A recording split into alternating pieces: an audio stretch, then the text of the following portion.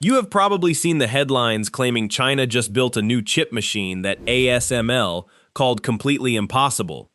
But almost everyone is missing a massive secret. ASML never actually said that, and the famous breakthrough did not even happen in China.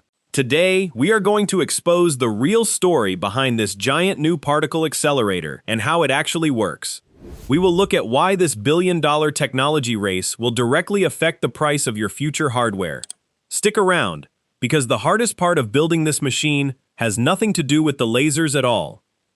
But if you are someone who actually follows hardware, chips, and engineering closely, you probably have a lot of questions. Is this a real, working machine that can print chips today, or is it just another lab experiment?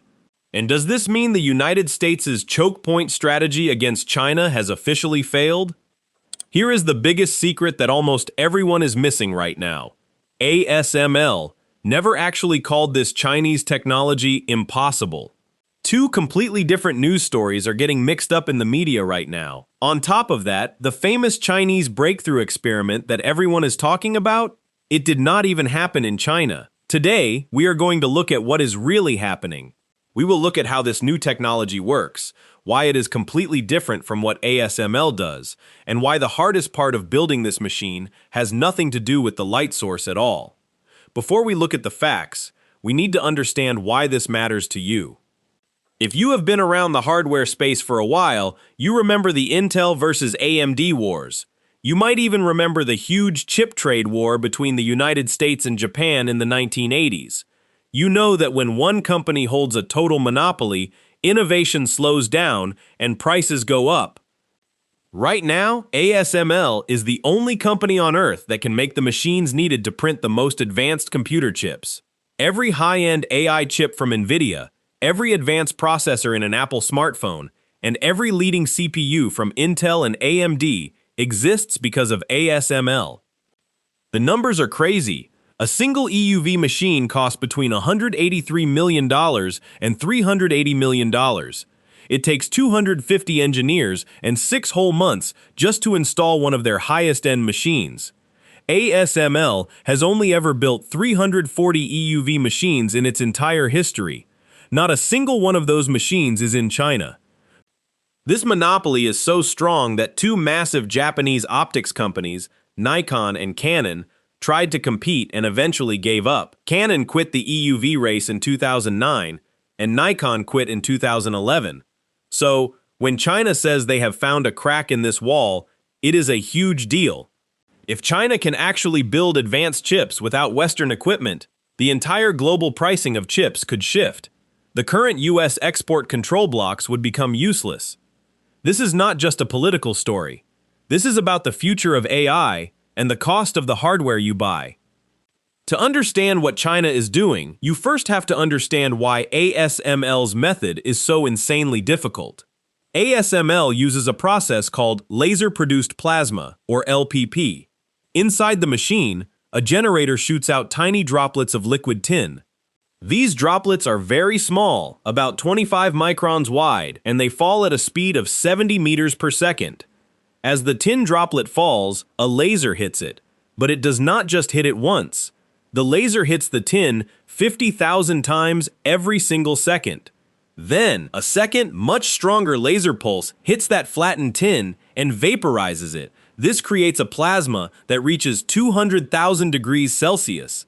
That violent, extremely hot explosion creates the EUV light, but this process is very inefficient. The electrical efficiency, meaning how much power you put in versus how much usable light you get out, is only between 1% and 5%. Also, EUV light is absorbed by almost everything, even normal air. Because of this, the entire process has to happen inside a perfect vacuum. It is a messy, violent, and incredibly complex way to make light. Many people assume that China simply stole or reverse-engineered ASML's machine, but that is not true. China is trying a fundamentally different physics approach. Their method is called steady-state microbunching, or SSMB. Instead of blasting tin with lasers, SSMB uses a particle accelerator. Imagine a massive circular ring. Inside this ring, a continuous beam of electrons is moving at high speeds. As the electrons go around the ring, a laser nudges them. This laser forces the electrons to organize themselves into tiny, stable groups called microbunches. When these bunched electrons turn corners in the magnetic ring, they give off a very clean, continuous stream of EUV light. There is no tin, there is no messy plasma, there is no debris. It is a totally different way to solve the same problem. But here is the catch. This is not a machine you can put on a truck. ASML's light source fits inside a machine the size of a bus. China's proposed SSMB ring would be the size of 2 basketball courts, or maybe even a football field. Its circumference would be 100 to 150 meters long. Instead of building individual machines, China wants to build one massive facility, a lithographic cannon. This one giant ring would shoot beams of light out to multiple different chip printing stations at the same time. It is a shared utility model, completely different from ASML's factory floor model. Now, let us talk about the big breakthrough. In February 2021, a highly respected science journal called Nature published a paper. This paper proved that the SSMB mechanism actually works in the real world. If you read the news, this is the moment everyone points to as China's massive victory. But there are 2 crazy details that most articles leave out. First, this experiment was not done in China. It was run on a German particle accelerator in Berlin, called the Metrology Light Source. It was a joint project between Chinese and German institutions. Second, the actual scientific theory behind SSMB was not invented by a Chinese scientist.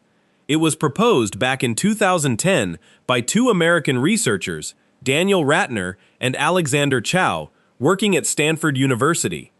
Later, Alexander Chow became affiliated with Tsinghua University in China. So, the American who invented the theory actually joined the team that proved it worked on a German machine. This shows that technology rarely belongs to just one country. You might think this is just one university trying a science experiment. It is not. China is taking a massive all-in approach. They have committed a reported 37 billion euros across multiple different projects to beat the EUV problem. There is not just one unified Chinese team. There are at least 3 completely separate, competing teams working on this. Team 1 is Tsinghua University, working on the giant SSMB particle accelerator ring. Team 2 is at the Harbin Institute of Technology, working on a different method called laser-induced discharge plasma. Team 3 is at the Shanghai Institute of Optics, working on a solid-state laser method, which is partially backed by Huawei. Team 3 is especially interesting. According to a Reuters report from December 2025, that Shanghai team is heavily relying on a man named Lin Nan. Lin Nan used to be the head of light source technology at ASML. He left ASML and is now filing EUV patents in China. Analysts say that without the intimate knowledge from former ASML engineers like him, this progress would be nearly impossible. Monopolies do not usually die because of brand new inventions. They die because the people who know the secrets leave and go work for the competition. If you look at the comments on hardware forums right now, you will see a lot of smart people asking the same question. Even if they fix the light source, what about the mirrors? They are exactly right. The light source is only half the battle. Inside an ASML machine, there are 6 to 12 special mirrors that bounce the EUV light to the silicon wafer. Because EUV light is so easily absorbed, these mirrors have to be perfect. If you blew one of these mirrors up to the size of the Earth, the biggest bump on it would be the size of a human hair. Only one company in the world makes these mirrors for ASML, a German company called Zeiss. There is no credible evidence anywhere that China has solved the mirror problem to match Zeiss's quality. On top of that, you need a perfect vacuum environment, nanometer precision robotic stages that move the wafers incredibly fast, and very specific photoresist chemicals. The ASML machine uses about 55,000 patented components sourced from at least 6 different countries. History actually gives us a warning about this. In the 1990s, IBM tried to build a giant synchrotron accelerator for chip lithography, very similar in spirit to what China is trying now. IBM eventually gave up because the huge accelerator rings were just too big, too expensive, and too hard to scale for normal factory production. So, why is everyone saying ASML called this Chinese technology impossible? Because people are mixing up two different news stories. In June 2026, a US government official named Howard Lutnick made a huge claim. He accused China of illegally smuggling an actual, physical, ASML EUV machine into their country. ASML publicly responded to this accusation. They said they have never shipped an EUV machine or its special parts to China.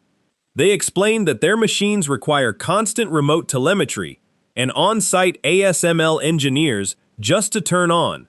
Because of this, ASML said stealing a machine and running it in secret was close to physically impossible. That is where the quote comes from. ASML was talking about a smuggling accusation. They were not talking about China's homegrown SSMB accelerator.